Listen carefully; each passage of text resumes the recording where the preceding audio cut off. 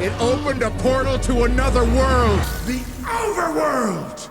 The Minecraft movie at its core is a tragic exploration of escapism and the painful realities of the human condition. Through its characters, Steve, Garrett, and Henry, the film highlights the allure of a perfect, controllable world like the overworld, contrasting it against the hardships and challenges of the real world.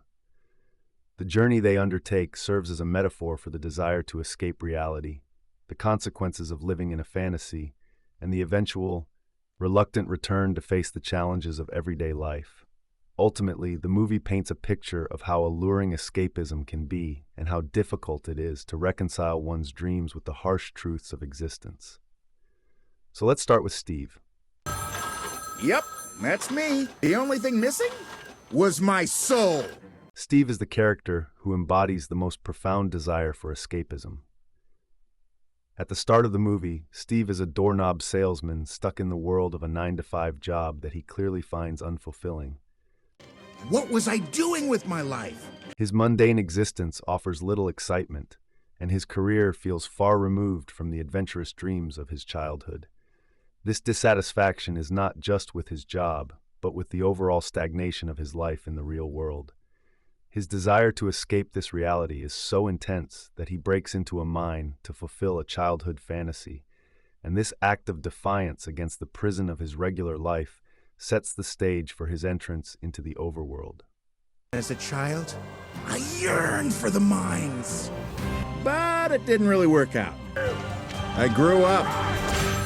My moment had finally come. I mined my brains out.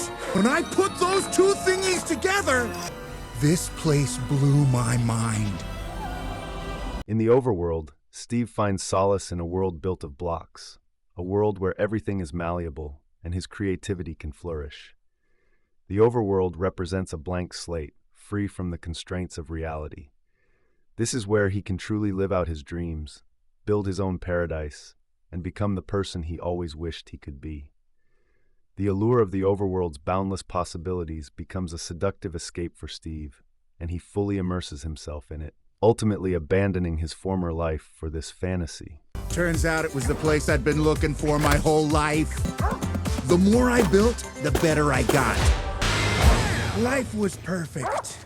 However, as the story progresses, Steve's fantasy begins to unravel. It's only when he is forced to confront the near destruction of the overworld that he begins to realize that no paradise, no matter how well built, is free from conflict or consequence. Throughout this movie, he slowly starts to have a shift in his understanding, that while escapism provides temporary relief, it can never replace the real-world challenges and connections that ultimately define who we are. You saved my life. That's what friends do, Garrett. Garrett, you're a really good friend. I wish you'd come home with it. Garrett, another central character in the movie, mirrors Steve's escapism in a different way. He is a former video game champion, now stuck running a failing store, burdened by the crushing weight of financial instability. Unlike Steve, whose escape comes through creativity and the allure of the overworld, Garrett seeks solace in material wealth, specifically the diamonds in the overworld.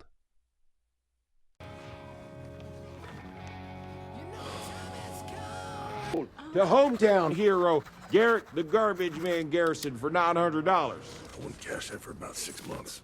What? Whoa! I'm up against it, man. I need a win, man. I need a win. There's riches everywhere. Keep a fat stash of diamonds at the Redstone mines. No diamonds. No orb. His desperation to obtain these diamonds symbolizes his escape from the harsh realities of adulthood. As an adult, Garrett faces the responsibilities of life that are difficult to manage: his failing business, his inability to pay bills, and his dwindling sense of purpose. Rather than confront these real-life challenges head-on, Garrett looks for a shortcut: the diamonds in the overworld. His willingness to betray Henry, who trusts him, in order to obtain the diamonds illustrates the lengths he is willing to go to avoid adult responsibilities. Whatever's fastest. Through will be faster. That's what I'm talking about. Steve delivers the goodies. Did you guys plan this? Live. What's your problem, man? We didn't need those stupid diamonds. You are literally the worst person in the entire world. Guys! Bro, how long are you gonna be mad at me for? I just got mad at you. I need the diamonds because I need the money because I'm broke. My life sucks, kid, all right? I'm a freaking loser. I'm not doing well. I'm washed up, Hank, and I'm gonna lose everything. I'm alone. Garrett's character embodies the fantasy of wealth as a solution to life's problems. However, his actions also showcase how this fantasy can corrupt one's morality and erode trust in relationships. While Steve learns to reconcile his dream world with reality, Garrett must also come to terms with the fact that financial success cannot substitute for meaningful relationships or personal fulfillment. Garrett finally leveled up, and his score became the hot spot! Henry is another character in this movie that feels stunted by the world around him. He is a teenager that has recently moved to a new school and has an imagination that is clearly not understood by anyone, not even his own sister. He is seemingly an outcast at the school, especially after his jetpack tryout was sabotaged by bullies. This feeling of isolation changes after he meets Garrett and also after he enters the overworld. He is the first character to fully embrace the new world when they are all first sent there. And he was the one character that seemed most likely to want to stay and live in a world where he can be himself without having to fear feeling different from the people around him. Douglas was not my first choice either, but it was Mom's dying wish for us to live here. Yeah, I get it. Look, I think you're really gonna like it here. Don't you know what a still life is? It means you just draw the thing. Do the assignment next time.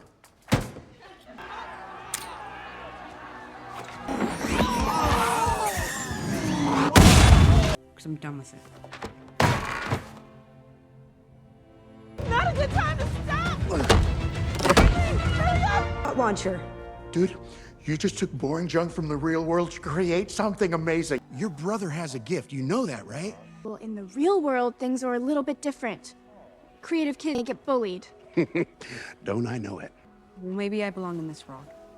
At the end of the movie, all the characters return to the real world, yet they are changed. Steve, Garrett, and Henry have learned valuable lessons about their own desires, motivations, and what truly matters. Steve, who once sought to escape into the overworld, now realizes that he can be someone of value in the real world, that his skills and creativity can be applied to improving his life, not just as a doorknob salesman, but in a more fulfilling way. Garrett, having gone through his own journey of self-discovery, also finds a renewed sense of purpose in the real world, using his experiences to revive his video game store and bond with Steve. Henry no longer cares about what others think about him and instead knows that his imagination makes him special and uses that to help create things that people enjoy. Wish I could have been a kid for a little bit longer, you know? Being a grown-up sucks. All these responsibilities and you just stop chasing your dreams. You think I like having 15 hustles? Sure you want to go back, Henry? Yeah, I know. But I'm gonna go make stuff anyway. Are you sure you don't want to come back? Why don't you bring some of that magic to the real world? Screw it. I'm coming with. You can make the real world your overworld. However, the fact that these characters are still living in the real world highlights the film's central message. Escapism, while tempting and often necessary for a brief reprieve, cannot offer a permanent solution to life's difficulties. The characters are forced to confront their own flaws, insecurities, and limitations, learning that it is not by running away from life's problems, but by facing them head-on that true growth occurs.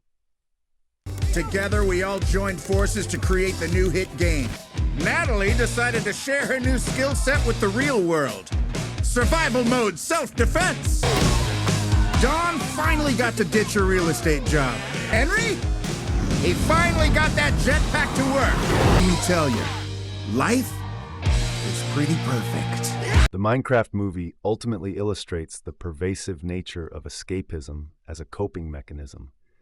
Steve, Garrett, and even Henry are all examples of individuals who are trying to cope with the harshness of their respective realities. The overworld offers them an opportunity to craft a life that aligns with their desires and fantasies, where they can build their own destinies. But the world of fantasy is not as liberating as it first appears. It's a place of conflict, danger, and ultimately the loss of what really matters. The film subtly critiques the human tendency to seek solace in fantasy worlds, whether they are games, movies, or books. Yet it also offers a redemption arc that shows how one can return to reality and still find meaning and purpose. The return to the real world is not a denial of the value of escapism, but rather an acknowledgement that reality, in all its imperfections, is where true fulfillment can be found.